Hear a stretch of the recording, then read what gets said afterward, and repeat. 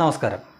സ്ത്രീകൾ ജോലി ചെയ്യുന്ന അടുക്കളകൾക്ക് ജനൽ പാടില്ല എന്ന വിചിത്ര ഉത്തരവുമായി താലിബാൻ. സ്ത്രീകളെ അയൽക്കാർ കാണാത്ത തരത്തിൽ എല്ലാ വീടുകൾക്കും മതിൽ വേണമെന്നും ഈ ഉത്തരവിൽ പറയുന്നു. ഇത് അഫ്ഗാനിസ്ഥാനിലെ താലിബാൻ വിസ്മയങ്ങളുടെ ഭരണപരിഷ്കാരമാണല്ലോ.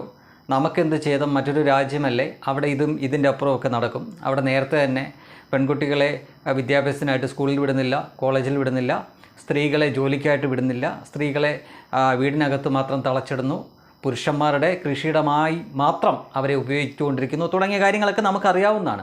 എന്നാൽ അതിലും എല്ലാം കൂടെ ഒരു പടി കൂടി കടന്ന് വീട്ടിനകത്താണെങ്കിൽ കൂടിയും അടുക്കളയിലെ ജനൽ കൂടി അടച്ചുപൂട്ടുന്ന രീതിയിലേക്ക് അവർ പരിഷ്കാരം വരുത്തിയിരിക്കുന്നു.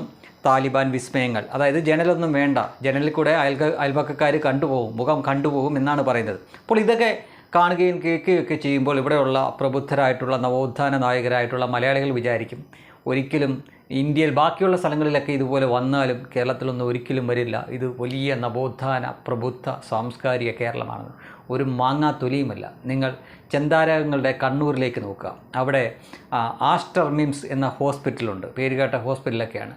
അവിടെ അവരുടെ തന്നെ കൊടുത്തിരിക്കുന്ന ഡിസ്പ്ലേ ഉണ്ട്, ഒരു വലിയ TV സ്ക്രീനിൽ കൊടുത്തിരിക്കുന്നത്, ഡോക്ടർമാരുടെ പേരും ഫോട്ടോയും ഒക്കെ ഉണ്ട്. എന്നാൽ 2 ഇടങ്ങളിൽ പേര് മാത്രമേ ഉള്ളൂ, ഫോട്ടോ അവർ കൊടുത്തിട്ട് പോലുമില്ല. ഡോക്ടർമാരെയാണ്. അപ്പോൾ ഏത് ടൈപ്പ് ഡോക്ടർമാരാണ്, അല്ലെങ്കിൽ ഏത് മതസ്ഥരായിട്ടുള്ള ഡോക്ടർമാരുടെ ഫോട്ടോയാണ് അവിടെ ഇല്ലാത്തത് എന്ന് സാമാന്യ ബുദ്ധി കൊണ്ട് നിങ്ങൾക്ക് മനസ്സിലാക്കാൻ പറ്റുമല്ലോ.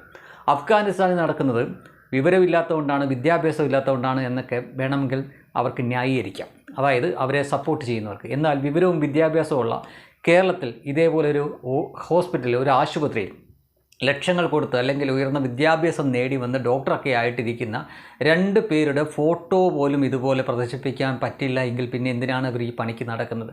അപ്പോൾ ഇവർ ചികിത്സിക്കാൻ വരുന്ന രോഗികളെയും ആ രീതിയിൽ തന്നെയാണ് കാണുന്നത്. അവർ സ്ത്രീകളെ മാത്രമേ ചികിത്സിക്കത്തുള്ളൂ, അതോ അവരുടെ മതത്തിലുള്ളവരെ മാത്രമേ അവർ ചികിത്സിക്കത്തുള്ളൂ? മറ്റൊരു മാസ്റ്ററായിട്ടുള്ള അവരെ പ്രസവം എടുക്കേണ്ടി വന്നാൽ, അല്ലെങ്കിൽ രഹസ്യഭാവങ്ങളിൽ ലൈംഗിക അവയവങ്ങളിലൊക്കെ ചിലപ്പം അസുഖങ്ങളും മറ്റുമൊക്കെ വരുള്ളൂ, അതൊക്കെ കാണേണ്ട ഒരു സന്ദർഭം വന്നാൽ ഇവരൊന്നും ചെയ്യില്ലേ? ഡോക്ടർമാരൊന്നും ചെയ്യില്ലേ? അല്ലെങ്കിൽ നഗ്ന ശരീരങ്ങളൊക്കെ കാണേണ്ട പല അവസരങ്ങളും ഡോക്ടർമാർക്കുണ്ടല്ലോ. അപ്പോൾ അത്തരം കാര്യങ്ങളിൽ അന്യ മതസ്ഥരാണെങ്കിൽ, അന്യപുരുഷനാണെങ്കിൽ ഇവരതൊന്നും ചെയ്യത്തില്ലേ? എങ്കിൽ പിന്നെ എന്തിനാണ് മറ്റുള്ളവരുടെ അവസരം കൂടി നശിപ്പിച്ചിട്ട് ഇവരിങ്ങനെ പണവും സമയവുമൊക്കെ മുടക്കി ഇതേപോലെ ഈ വലിയ വിദ്യാഭ്യാസമൊക്കെ നേടിയിട്ട് ഇത്തരം കോപ്രായങ്ങൾ കാണിക്കുന്നത്? യഥാർത്ഥത്തിൽ ഇതൊക്കെ നിയമം കൊണ്ട് നിരോധിക്കേണ്ടതാണ്. ഇവിടെ നിയമവാഴ്ചയുള്ളൊരു രാജ്യത്താണ് നമ്മൾ നിൽക്കുന്നത്. ഇവിടെ എല്ലാം പോയിട്ട് ഇടതുപക്ഷമാണ് ഭരിക്കുന്നത്. ഇടതുപക്ഷം ഭരിക്കുന്നു, ചെന്താരങ്ങളുള്ള കണ്ണൂരിൽ തന്നെയാണ് ഈ കാണിക്കുന്നത്.